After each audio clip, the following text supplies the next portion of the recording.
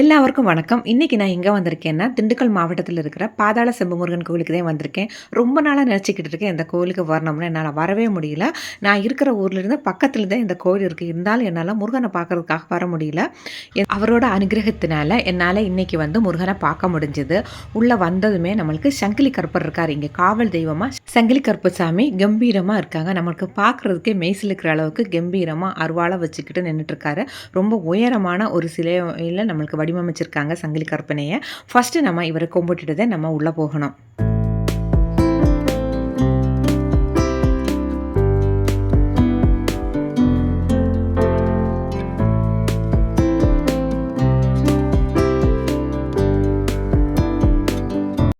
சங்கிலி கற்பனை பார்த்து கும்பிட்டுட்டு அடுத்தது ஜலகண்டேஸ்வரர் அழகாக குளத்துக்குள்ளே காட்சி கொடுக்குறாரு. அந்த கோவிலுக்குள்ளேயே குளம் இருக்குது. அதுக்குள்ளேயே சிவனோட லிங்கம் இருக்காங்க. சிவனோட லிங்கத்துக்கு பக்கத்தில் நம்ம முருகன் நின்றுட்டுருக்காரு. அது ரொம்ப அழகாக இருந்துச்சு. அப்பாவும் பிள்ளையும் ஒரே இடத்துல நிற்கிறது பார்க்குறதுக்கே ரொம்ப நல்லா இருந்துச்சு.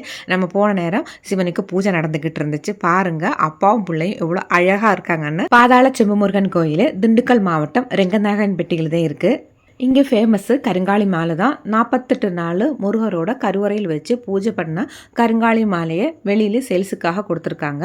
அங்கே இருந்து நம்ம வாங்கிட்டு வந்து முருகரோட கால்பாதத்தில் வச்சு வாங்கி கழுத்தில் அணிஞ்சிக்கலாம். கருங்காலி மாலையை 48 நாள் பூஜை பண்ணிதே நம்ம வாங்கி கழுத்தில் போடணும்னு சொல்லும்போது ஒரு சில பேர் நினைக்கிறாங்க நம்ம ஃபஸ்ட்டு வந்து கருங்காலி மாலையை வாங்கி கொடுக்கணும், அதுக்கப்புறம் 48 நாள் கழிச்சுட்டு திரும்ப வந்து அந்த மாலையை வாங்கிட்டு போகணும்னு நினைக்கிறாங்க. நிறைய பேர் அப்படி என்கிட்ட கேட்டுறாங்க. அதனால தான் நான் இந்த விளக்கம் சொல்கிறேன்.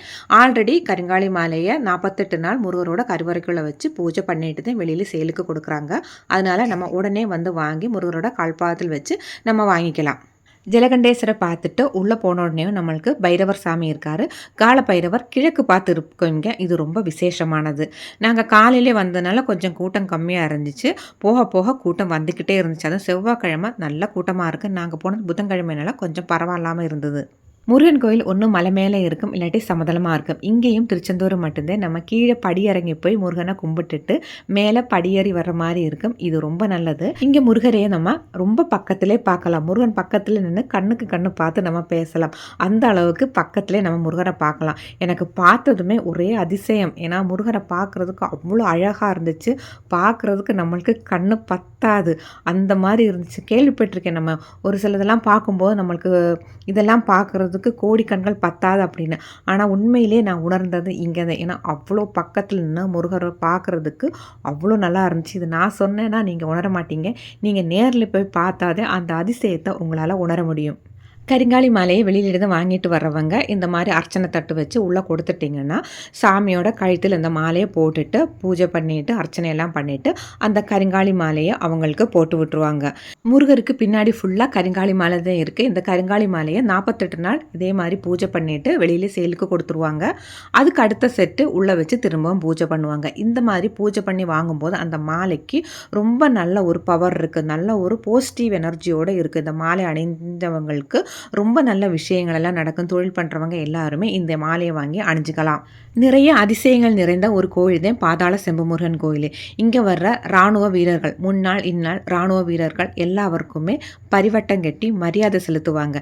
வேற எந்த கோயிலுமே இது நடக்காது. இங்கே மட்டும்தான் இந்த மாதிரி நடக்கும். முருகனை பார்க்குற வரவங்களுக்கு எல்லாருக்குமே இங்கே இலவச தரிசனம் தான் கொடுக்குறாங்க. எல்லாருமே ஒரே வரிசையில் நின்றுதே வந்து முருகனை கும்பிடணும்.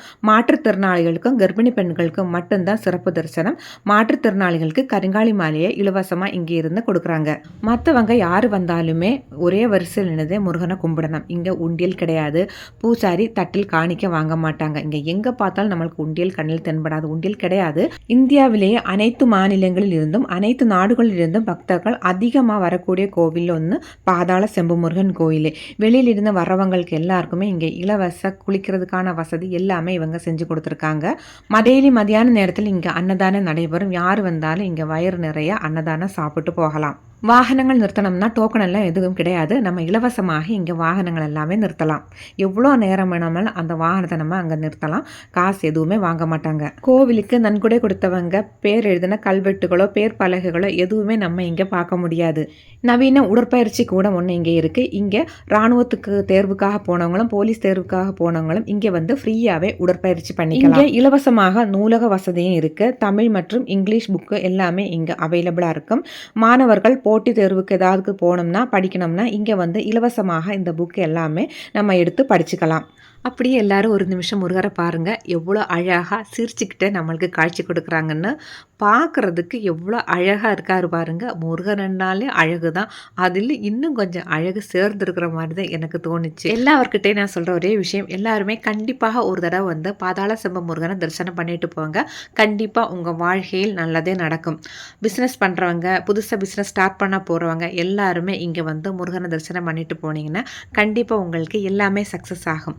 தொடர்ந்து 9 வாரம் வந்து முருகனை தரிசனம் பண்ணிட்டீங்கன்னா வாழ்க்கையில் நீங்கள் நினைக்க முடியாத அளவுக்கு உங்களுக்கு முன்னேற்றம் உண்டாகும். இது எல்லாமே நானாக சொல்லலை, இங்கே வந்து பக்தர்கள்கிட்ட எல்லார்கிட்டையுமே நான் கேட்டேன். அவங்க எல்லாருமே சொன்ன ஒரே விஷயம் அதுதான். நாங்கள் வந்தோம், எங்களுக்கு இது நல்லா நடந்துருச்சு அப்படின்னு நிறைய பேர் சொன்னாங்க. அதை கேட்டுட்டு தான் அதை நான் உங்கள் கூட பகிர்ந்துக்கிறேன்.